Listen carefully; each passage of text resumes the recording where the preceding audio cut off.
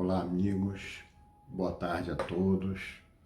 Quero agradecer mais uma vez a oportunidade de aqui estarmos para trabalhar o tema espírita, o processo rumo à autorrealização. Espero que possa ser útil, que a palestra possa ser esclarecedora, pedindo a Jesus que nos abençoe e que abençoe a todos que aqui compartilham conosco este momento. Agradecendo ao Grupo de Estudos Espíritas Iluminação Crística pelo convite e, mais uma vez, esperando que possamos difundir a palavra de Jesus, difundir o Espiritismo em prol da nossa evolução, em prol de podermos seguir mais leves, mais despertos, mais conscientes na vida que ora encetamos nesta oportunidade que tivemos reencarnatória. Que Jesus nos abençoe. Vamos falar sobre o processo rumo à nossa autorrealização. De que maneira que a gente pode despertar, de que maneira que a gente pode estar atentos a essa oportunidade que aqui temos de trabalhar a nossa evolução, de trabalhar caminhando em busca desta iluminação, desta autorrealização, que é o que queremos, é o objetivo principal de aqui estarmos encarnados. A princípio eu quero colocar sobre o mundo que vivemos no mundo da ilusão, já dizia o Buda, e o budismo nos assevera que vivemos em Maya. Maya é o mundo das ilusões. E essa ilusão cada vez mais potente, cada vez mais forte, energizada pelas redes sociais, pela tecnologia que nos cerca. Nos últimos 10 anos, nós percebemos a partir de pesquisas que a empatia declinou 45%. Essa capacidade que nós temos de nos identificarmos com o sofrimento do outro, de enxergar no outro, sentindo a dor que ele sente, essa empatia declinou 45%, porque nós ficamos fechados em nós mesmos. E o narcisismo, que é essa admiração, esse amor a si mesmo, cresceu 52% nesses últimos 10 anos. O que acontece? Acontece que estamos cada vez mais fechados em nós mesmos, cada vez mais presos nos nossos celulares, nas nossas redes sociais, buscando essa admiração de si mesmo, né?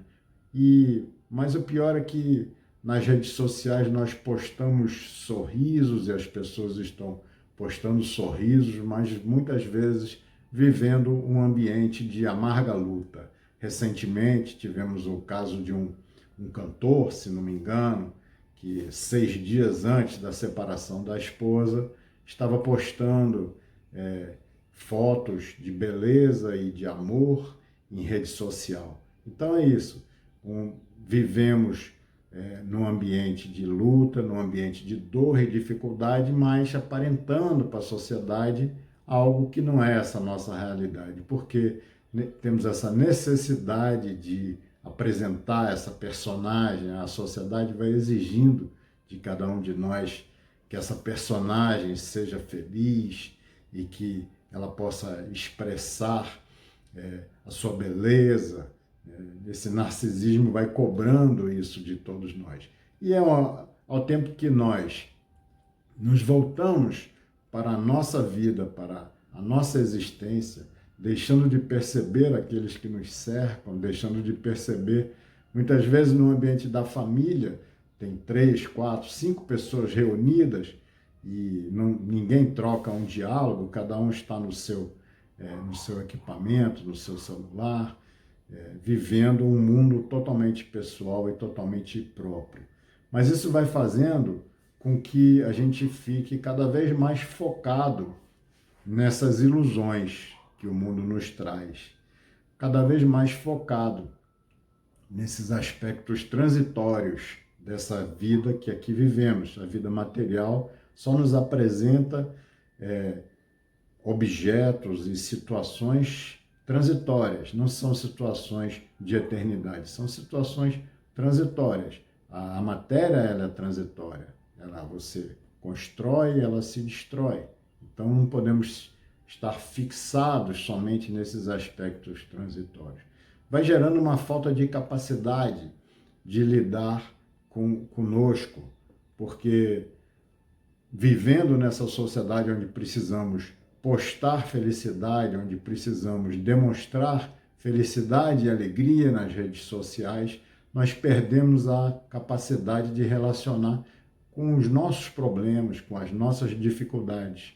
O reflexo desse egoísmo, desse materialismo, desse narcisismo e desse imediatismo que permeia essa nossa sociedade vai fazendo com que nos tornemos pessoas frágeis.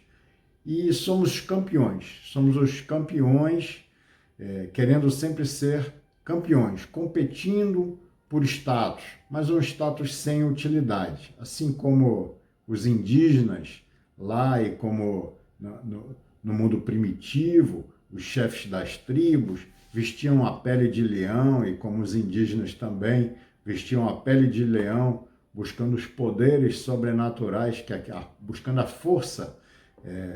Ao tempo que vestia a pele de leão, estava, de uma certa maneira, tentando demonstrar aos seus pares que ele possuía a força daquele leão. A força do leão estava incorporada nele. Assim é a nossa sociedade, na medida em que nós queremos ter determinados objetos, para que a partir destes objetos ou destas marcas, das marcas desses objetos associadas a uma imagem de valor, para que nós, então, possamos estar associados ao valor desta marca, associados ao valor que esse objeto tem pela sociedade, pelo grupo social que vivemos, né? Então, vamos em busca desse pensamento, um pensamento de que a admiração à marca, ou aquele carro, ou aquele telefone, ou aquela situação, vai impregnar-se em mim essa admiração e as pessoas, então, vão passar a me admirar. Vivemos nesta ilusão, é a ilusão da matéria, a ilusão deste mundo atual que nós vivemos. Além disso, convivemos com um problema ainda mais sério, ainda mais grave. Não sei se alguém tiver a oportunidade de ver, tem um documentário na internet que fala sobre o dilema das redes.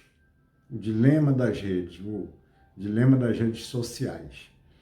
E vai dizer esse documentário que existem duas indústrias que chamam os seus clientes de usuários. Uma delas é a indústria das drogas e a outra é a indústria dos softwares, dos programas de computador, das redes sociais. Nós somos usuários das redes sociais. Vai dizer para a gente, esse documentário, que as informações que são exibidas ali na linha do tempo das nossas redes sociais e as notificações que são disparadas no nosso celular estão sendo controladas por um robô de inteligência artificial, por um computador que vai fazendo a análise daquilo que gostamos, daquilo que não gostamos, vai analisando o tempo que nós gastamos em cada postagem, vai analisando a imagem exata que nos tomou a atenção no momento que nós estamos utilizando a rede social, vai analisar os horários que nós estamos livres e esses horários que nós costumamos acessar as redes sociais, vai analisar as nossas reações às curtidas e às notificações, de maneira que essa inteligência artificial vai utilizar todas essas informações para fazer com que nós fiquemos, então, presos e atados a essas redes sociais. De certa maneira, elas vão têm o objetivo de fazer com que fiquemos o maior tempo possível de nossa existência ali na rede social, gastando o nosso tempo, mas ao mesmo tempo as redes estão nos oferecendo como produto aos fornecedores e aos vendedores. Todo o tempo que nós estamos na rede social está aparecendo algum tipo de produto sendo oferecido para que a gente possa acessar, para que a gente possa comprar. Então, nós passamos a ser o produto dessa rede social. À medida que ela não nos cobra nada, ela não nos cobra porque nós somos o produto dela. Elas nos oferecem como a venda do nosso tempo, a venda da nossa disponibilidade às marcas e às empresas que querem vender os seus produtos. Esse sistema e essas inteligências artificiais vão controlando a nossa vida, vão controlando o nosso acesso à informação, porque na medida em que a gente gosta de um determinado tipo de informação, ela vai fazendo essa análise, se a gente gosta ou não, e ela vai deixando que suba na nossa linha do tempo, ou que apareça para nós no nosso computador, no nosso celular, apenas aquilo que é do nosso interesse, apenas aquilo que vai fazer com que a gente fique preso à rede social, porque ela entende que se nos mostrar algo que seja contrário àquilo que nos agrada, nós então deixaríamos a rede social. Só que essa situação produz um problema muito grave, porque a gente fica, de uma certa maneira, preso dentro de uma caixa. A gente fica totalmente dentro de uma bolha. A gente só aparece para a gente aquilo que a gente gosta, só aparece para a gente aquilo que a gente gasta tempo observando, e a gente então passa a não conhecer os outros argumentos, passa a não conhecer o outro lado da história. Isso vai gerar, esses computadores das redes sociais vão gerar em cada um de nós uma equação de vício, porque ficamos presos às redes sociais, gastando, entregando a elas o nosso tempo, que tempo é aquilo que nós temos de mais precioso, e uma equação também de desinformação, porque na medida em que a gente está dentro de uma bolha, só vê um lado da situação, a gente não conhece o outro lado, então nós estamos sem a informação suficiente para elaborar qualquer tipo de julgamento. Então, esse é o mundo que nós vivemos, essa é a dificuldade que nós temos presente na sociedade atual, e a partir dessas dificuldades a gente tem que saber analisar, saber fazer o despertamento de cada um de nós, para que a gente não fique totalmente submetido a essas situações, e buscar, então, ir além disso, utilizar de forma mais produtiva e, se possível, aquelas que nos trazem conhecimento, aquelas que nos trazem possibilidades de renovação e de agregar valor ao nosso espírito imortal. A busca da individuação, Joana de Ângeles vai dizer, que constitui o grande desafio existencial de todos nós. Jung vai dizer para nós que a busca da individuação é uma força da natureza. Ele vai dizer que ela é tão intensa e tão persistente quanto o instinto da sexualidade e a vontade de poder que nos caracteriza. Segundo Jung, existem 3 forças que são intensas no ser humano, no indivíduo.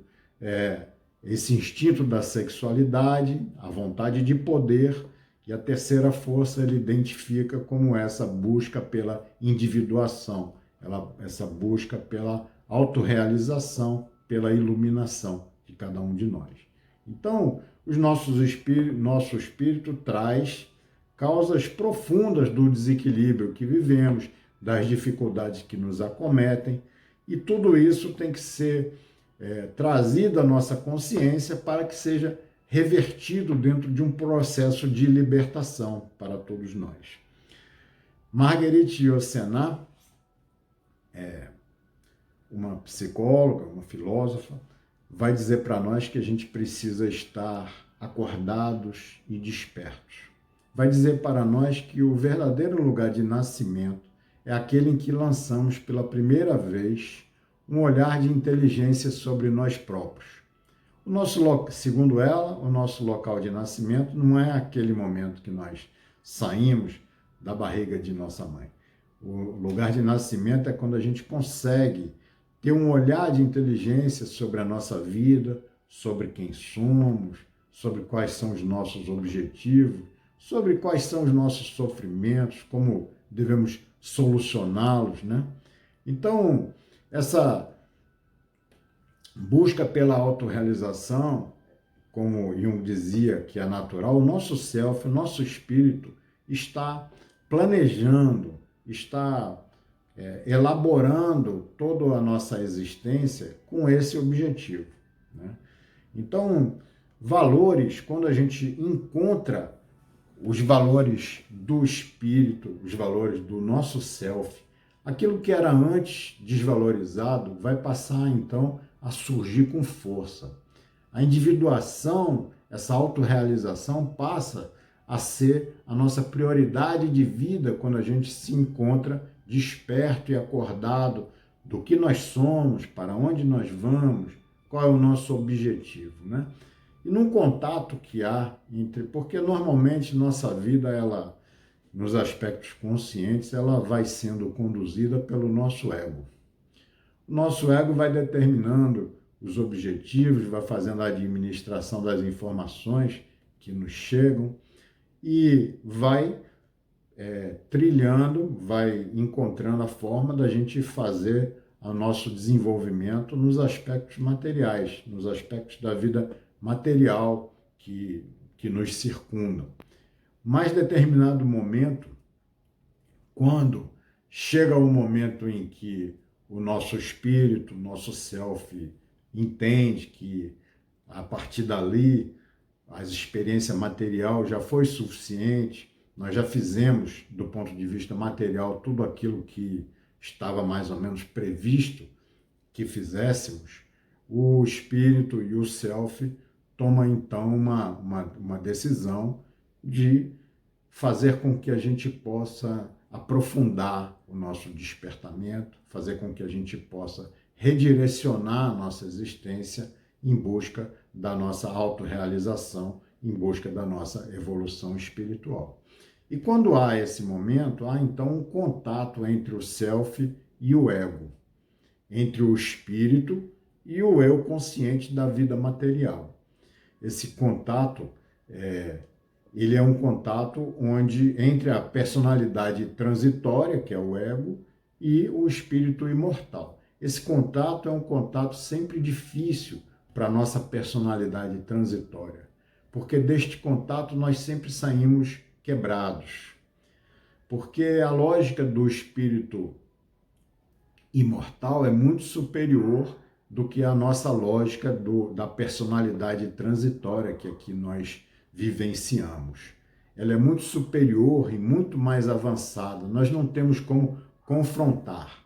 Nesse momento de confrontação, o espírito vai dizer para a gente, basta, agora vai fazer aqui o que veio fazer, vai buscar a interiorização de si mesmo, vai buscar a integração de si mesmo e vai buscar se enriquecer de vida interior. Esse é o momento em que, muitas vezes, acontece por conta de uma doença, acontece por conta de uma dificuldade que precisa ser superada. E toda a mitologia, todas as histórias da antiguidade vai mostrando para a gente essas histórias de individuação, de autorrealização, que sempre começaram com uma doença do rei, é o rei que fica adoentado e acamado, fica depressivo, para depois ele recobrar a saúde e vai se recuperar apropriado de novos valores. Várias pessoas, várias histórias, várias situações na história trouxeram esse exemplo da busca da autoindividuação, esse exemplo do contato do espírito imortal com a personalidade transitória que aqui está encarnada. Um desses exemplos, e muito bonitos, é o exemplo de Francisco de Assis, né? Porque Francisco de Assis vivia lá em Assis aquela vida da aventura cavalheiresca, aprendendo a montar, aprendendo a guerrear, treinando inocentemente para ir à guerra como se aquilo fosse um esporte, né? De repente ele vai então para a guerra e, confrontado com a guerra, ele tem aquele encontro fenomenal, quebra-se a personalidade do jovem Francisco, quebram-se, quebram todas aquelas ideias e todos aqueles ideais acolhidos no momento que ele é confrontado pelo seu espírito imortal, que foi o apóstolo João. O apóstolo João, que foi uma encarnação anterior de Francisco de Assis, esse espírito imortal, quando bate de frente com aquela personalidade transitória de Francisco, que buscava os ideais daquela sociedade onde ele vivia, de participar das guerras, das cavalgadas, de batalhas e de tudo isso, confrontado pelo seu espírito imortal, ele sai quebrado, ele adoece, para depois levantar-se meses depois e vir aqui realizar aquilo que realmente ele veio por aqui fazer. Então, esse momento de crise, muitas vezes, ele é importante, ele é interessante para a nossa autorrealização. E para a gente se autorrealizar, para a gente buscar a solução das nossas dificuldades, a gente precisa também fazer uma integração, integrar-se, encontrar aqueles aspectos que existem no nosso inconsciente e que muitas vezes influenciam na nossa vida presente, ou seja, aqueles complexos, aqueles traumas, aquelas dificuldades que nós trazemos, a nossa sombra. A gente precisa fazer com que todas essas situações de complexo, elas sejam trazidas à luz da consciência para serem, então, trabalhadas. A gente, na verdade, o complexo, a gente trabalha ele, a gente diminui, a gente reduz ele, a gente não elimina, a gente compreende ele, a gente não vai eliminar. E o que é um complexo que muitas vezes está lá no nosso inconsciente? O complexo, muitas vezes, ele se funda a partir de um ato equivocado que eu cometa. A consciência, então, vai me apontar uma falha, vai me apontar sobre um abatimento, eu vou me sentir abatido, ou vou ficar inquieto com aquela atitude que eu cometi. Isso é o remorso. E esse é o momento da gente, o remorso é a grande oportunidade para a gente, então, buscar a reparação, buscar a solução dessa dificuldade, para que ela não caminhe para a nossa inconsciência e lá se estabeleça sobre a forma de um complexo. Então, normalmente, quando a gente, às vezes, faz alguma atitude, comete uma atitude equivocada em relação a alguém, e o remorso nos acomete, a gente deveria ir até lá, ir até a pessoa, pedir desculpas, e pedir para que reconsiderasse e a gente solucionar esse problema, essa dificuldade. Mas aí o ego não deixa, porque a gente acha que a gente é importante, a gente acha que a pessoa tem que compreender, a gente acha que não tem problema, que é isso que nós fizemos às vezes deixa para lá, a pessoa que esqueça, e o problema é que a pessoa muitas vezes esquece, mas nossa consciência não esquece. E nós, conscientemente, nós esquecemos, mas essa situação vai para o nosso inconsciente sobre a forma de um complexo.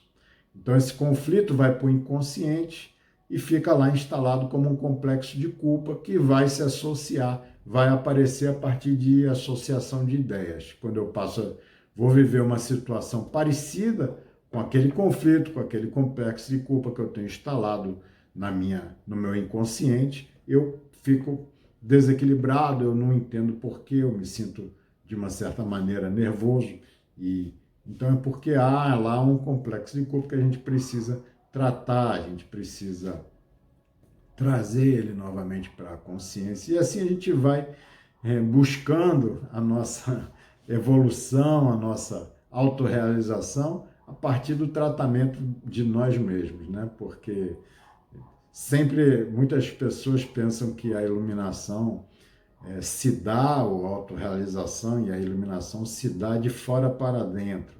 que basta seguir determinadas regras, determinados dogmas e manter uma aparência de bondade, que assim vai então se iluminar. Mas não é bem assim. A autoiluminação é exatamente essa busca interior para que a gente possa solucionar as nossas dificuldades e assim estarmos, de certa maneira, mais pacificados. E pacificados a gente acaba pacificando o mundo, pacificando aqueles que estão ao nosso lado. Joana de Anjos vai dizer para a gente que a gente precisa, então, essas culpas que muitas vezes nós carregamos, a gente precisa compreender. Joana vai dizer que duas são as causas psicológicas da culpa. Uma é aquela que procede da sombra escura do passado, da consciência que se sente responsável por males que haja praticado em relação a outrem. Essa culpa realmente foi aquilo que nós, atos pretéritos que nós cometemos em desacordo com a lei divina. Essa culpa vai funcionar em cada um de nós como um sistema de alerta para que a gente, então, saiba não fazer novamente o tipo de dificuldade. Mesmo que ela esteja inconsciente, mas ela está sinalizando a partir da nossa intuição, vai sinalizar a partir do sentimento. Às vezes nós nos sentimos mal em relação a determinada situação. Bom, essa culpa é uma culpa que realmente é legítima. A gente cometeu algo em desacordo com a lei divina e isso está no nosso inconsciente, está dentro de nós, funcionando como um sistema de alerta. É uma culpa legítima, a gente tem que saber lidar com ela. E existe também uma outra culpa, uma outra causa psicológica da culpa, que é aquela que tem origem na infância, que é decorrente da educação que nos é ministrada. Porque muitas vezes, na infância, a família vai dizer, não faz isso que é errado, não faz assim que você vai para o inferno, não faz isso que Deus castiga.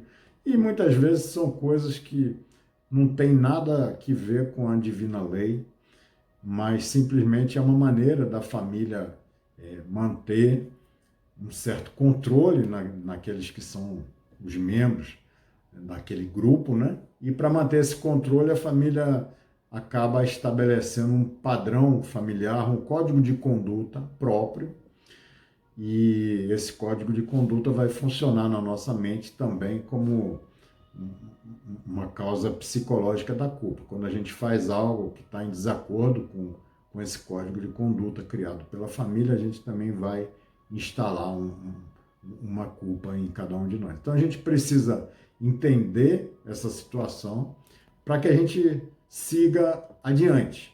A gente entender que, por exemplo, aquilo que procede de algo que eu fiz é legítimo e eu tenho que entender, e mais à frente a gente vai dizer de que maneira que a gente vai lidar com isso. E aquilo que é um código de conduta criado pela família, eu tenho que entender que não tem nada a ver com a divina lei, e eu tenho que amadurecer, crescer, para que isso não tenha um peso grande na minha existência. Mas a gente tem que assumir a nossa responsabilidade perante a vida, né? James Rollins é um psicólogo, ele vai dizer que a parte legítima do desenvolvimento do indivíduo é o reconhecimento adequado da culpa, que significa a aceitação das responsabilidades pelas consequências da própria escolha, por mais inconsciente que ela tenha sido na ocasião. James Rollins é um psicólogo e, inclusive, um psicólogo que Joana de Ângeles cita ele na sua obra e faz parte daqueles que, de uma certa maneira, vão embasar a obra de Joana e que é uma obra potentosa, uma obra fabulosa para que a gente possa estudar e esclarecer a cada um de nós para seguirmos em frente. Joana vai propor que a culpa tem que se transformar nessa responsabilidade a ser assumida, né? E a culpa ela é muito presente na nossa sociedade, porque a gente, principalmente nós ocidentais, nós estamos vitimados por uma herança judaico-cristã, em que Lá se coloca que a desobediência de Eva lá no paraíso e o fraticídio de Caim contra Abel cai sobre uma responsabilidade sobre cada um de nós. E nós viemos há milênios, há 2 milênios, mais de 2 milênios, carregando essa culpa, essa desobediência de Eva, esse fraticídio de Caim, a partir de determinadas organizações religiosas, porque assim, muitas religiões trazem esses dogmas e nós muitas vezes fizemos parte das religiões, em muitas existências que tivemos, e acabamos incorporando essa culpa. Inclusive, algumas dessas religiões, elas colocam a culpa como uma coisa a ser assumida, mas assim, onde a partir desta visão, lá se coloca por minha culpa, minha tão grande culpa, ou seja, a gente vai trazer essa culpa, introjectar em cada um de nós, e dessa maneira a gente diminui as nossas possibilidades. A gente tem que fazer exatamente o contrário, identificar a culpa para se libertar da culpa. A gente tem que aprender a não carregar a culpa das coisas, entendeu? Então, Joana vai dizer para a gente que o ser consciente é aquele que nem se culpa, nem se justifica, apenas se transforma. Porque quem se justifica é aquele que coloca a culpa no outro. Então, Joana vai dizer que o ser consciente, ele nem culpa a si mesmo e ele nem culpa o outro. Ele apenas entende aquele processo que ocorreu numa situação de menos consciência e ele se transforma para que aquela situação não se repita. Então, é mais ou menos assim que a gente tem que tratar a culpa, identificando algum tipo de equívoco em relação à lei divina que tenhamos cometido, responsabilizarmos-nos e fazer o caminho para a reparação. E fazer as seguintes questões. Na época do erro, nós tínhamos a consciência, conhecimento e a experiência que temos hoje? Essa é a questão. Se fosse hoje, a outra questão é, se fosse hoje, nós faríamos a mesma escolha?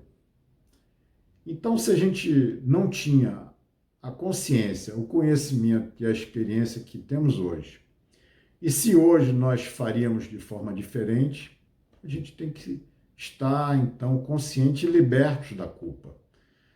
Buscar reparar na medida do possível, mesmo que seja através de situações compensatórias.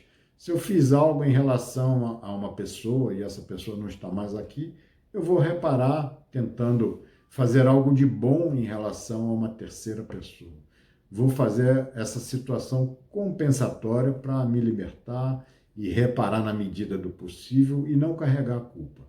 A gente tem que renovar, é possível a gente renovar nosso destino todos os dias e não carregar culpa como sendo uma carga pesada em nossos ombros que dificulta a nossa evolução e a nossa ascensão.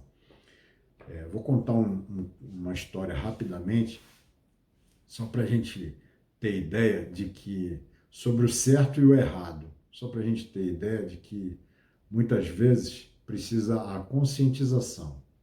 A conscientização nos liberta de novos equívocos.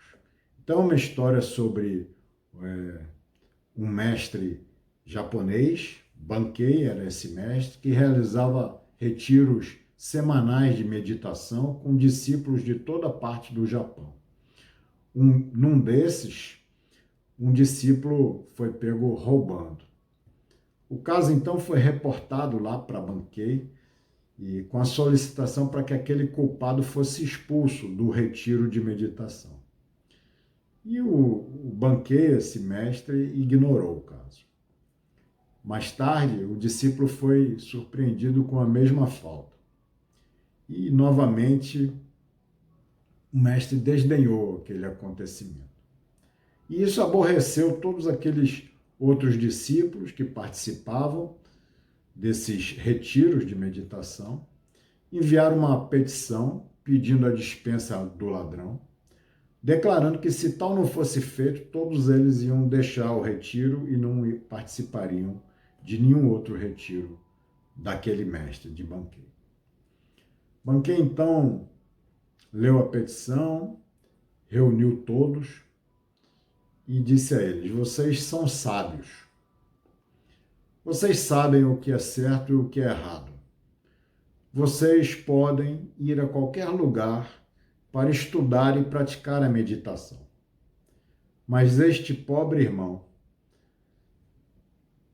que tem cometido o equívoco de roubar, ele não percebe nem mesmo o que significa o certo e o errado. Quem irá ensiná-lo se eu não o fizer? Eu vou mantê-lo aqui mesmo que o resto de vocês partam e não voltem mais. Naquele momento, aquele discípulo que roubava caiu em lágrimas e chegou ao mestre chorando muito. E a partir daquele momento, todo o desejo de roubar dele tinha desaparecido. Faltava a ele a conscientização. Saber o que é o certo, saber o que é errado. Normalmente, para todos nós, falta isso. Criar consciência. Porque quando nós criamos consciência, nós, com certeza, desistimos do erro. O processo rumo à autorrealização é um processo em que precisa a gente separar a nossa personalidade individual da personalidade coletiva. A gente precisa trabalhar com as nossas dificuldades, precisamos trabalhar com aquele material que nós temos em nós, aceitando quem nós somos, porque tudo aquilo que nós temos, nós somos diferentes dos outros, mas tudo aquilo que nós temos é exatamente o material que nós precisamos para realizar a nossa evolução, o nosso processo de individuação, para nos tornarmos únicos, homogêneos, para nos tornarmos íntimos do nosso espírito, do nosso si mesmo, né? Fazendo essa integração da persona, que é aquela máscara que nós utilizamos, muito necessária para cada um de nós, que nós utilizamos para nos comportarmos e para nos apresentarmos nos diversos lugares que nós apresentamos. Mas à medida que a gente vai se autorrealizando, a gente não vai precisar de tantas personas, a gente vai passar a ser uma pessoa mais integrada, mais íntegra, né? Nos libertarmos da sombra, né? E das nossas dificuldades. O momento de conquista da consciência, de discernimento claro, esse é o momento da nossa autorrealização, né? É o momento que a gente pode identificar quais são os valores reais e os valores aparentes. Quando a gente pode identificar qual é o significado da nossa existência e qual é a finalidade dela. É o momento da imersão do si mesmo, da libertação do Deus interno que cada um de nós carrega. O momento de plenitude, né? O self, o espírito, vai colocando o indivíduo numa comunhão incondicional, obrigatória e indissolúvel com o mundo. É assim que a gente evolui, é assim que a gente vai se iluminar, a partir desta comunhão com o mundo, né? Investindo nos valores definitivos, conhecendo quem nós somos, sem rejeitar qualquer aspecto que cada um de nós carregue, e encontrando, a partir daquilo que somos, uma forma de nos conectarmos profundamente com Deus e com os outros seres que nos cercam, né? Entendendo que aquilo que é transitório não alimenta aquilo que é imortal, né? Felicidade duradoura é a consciência tranquila, né? Sensação de dever cumprido. Então, para a gente fechar, eu espero que tenha sido, de certa maneira, útil, né? Que a gente possa ter refletido sobre alguns assuntos que possam facilitar o nosso processo rumo à autorrealização. Para a gente fechar, eu quero contar o caso dos mensageiros, que é o caso Vicente. Vicente está no livro Os Mensageiros, que é o segundo livro da série André Luiz, e todo mundo conhece que no Nosso Lar, o primeiro livro da série, André Luiz conta as dificuldades que ele teve, aquele encontro com a esposa que ainda estava encarnada, 8 anos depois dele ter desencarnado, onde ela já tinha contraído um novo casamento, e ele se sentiu de certa maneira triste e ferido com aquela situação. E aí André Luiz representa cada um de nós, né? Porque a gente sabe que não temos que fazer as nossas reclamações, mas na primeira oportunidade que nos aparece, nós vamos reclamar e vamos fazer as nossas lamentações, né? E aí ele encontra no segundo livro o Vicente, que era um médico, assim como ele, e se sente à vontade com um médico como ele e começa a fazer as suas lamentações, falar das suas tragédias pessoais. E Vicente vai dizer para ele: olha, não se julgue infeliz e incompreendido. Você foi muitíssimo feliz. E Vicente vai contar a própria história, né? Ele conta a história dele de amor com Rosalinda, que era sua esposa, o casamento, o nascimento dos filhos, as alegrias no lar, as realizações profissionais, médico, e montou um laboratório, e a esposa passou a trabalhar com ele nesse laboratório, né? As realizações profissionais, esses primeiros tempos de casado, e após 10 anos de casado, ele tem a história de Eleutério, né? Porque o irmão de Vicente, Eleutério, vai morar na mesma cidade que ele e passa a ser um companheiro do casal, passa a viajar com eles nos feriados, passa os finais de semana junto com Vicente e a esposa, e termina por Eleutério e Rosalinda se apaixonarem e resolverem, então, ela resolveu não pedir o divórcio, os dois de comum acordo, que não se fosse feito o divórcio de Vicente, porque naquela época seria um escândalo social. E aí Eleutério, irmão de Vicente, sugere a Rosalinda dar a ideia dela aplicar uma cultura microbiana numa ferida que Vicente tinha nos lábios. E ele mesmo, Eleutério, ia obter essa cultura microbiana, entregar ela para que ela fizesse essa aplicação. Ela aí aplica o vírus em Vicente, e Vicente vai desencarnar por conta disso.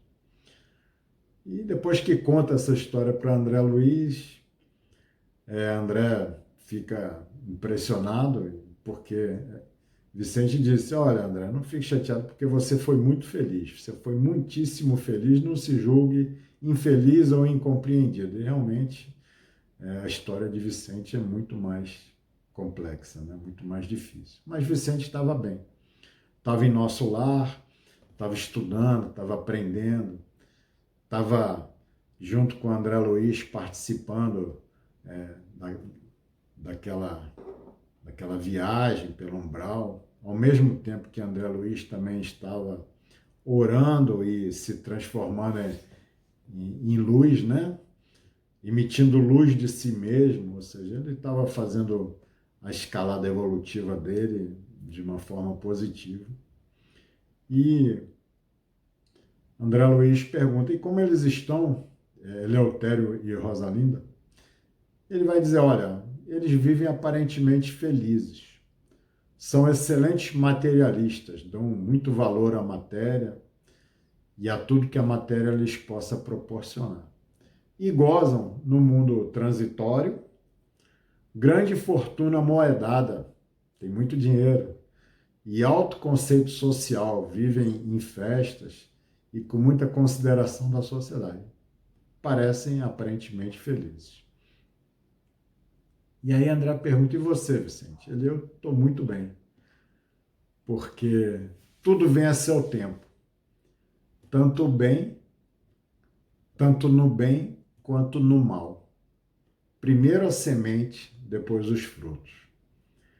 Então é por aí que a gente tem que se conscientizar de que o nosso processo de autorrealização começa nas sementes que nós lançamos a cada passo do caminho. Desejo a todos vocês que possam lançar as sementes do bem na caminhada de todos vocês. Obrigado ao Jake, Grupo de Estudos Espíritas, Iluminação Crística. Obrigado a todos. Que todos tenham uma boa tarde. Fiquem com Deus. Um grande abraço.